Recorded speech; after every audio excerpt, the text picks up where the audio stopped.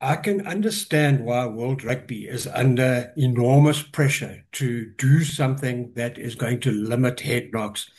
And that's commendable and good. But what they've done is they've overcompensated. They've overcorrected.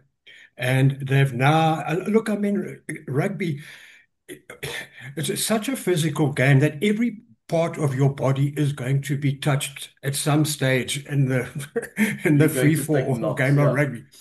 It, and so they have overcompensated, and they've actually put referees now under huge pressure Mm. now to be seen to be making decisions because they get judged now. World Rugby saying we've got this clampdown on, but you didn't do anything about that knock.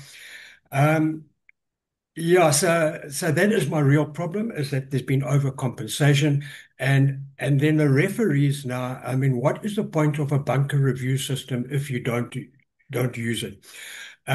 Sorry, I'm getting a bit carried away. My last point is I think one of the things I've picked up is that the refereeing team, that team of officials, there's I don't know how many, two or three TMOs and bunker guys and refs and touch judges. There's quite a squad of them. And I've found that when one of them, be it the referee or that someone says, this is what happened, um, it gives a decision, gives a judgment. Yeah.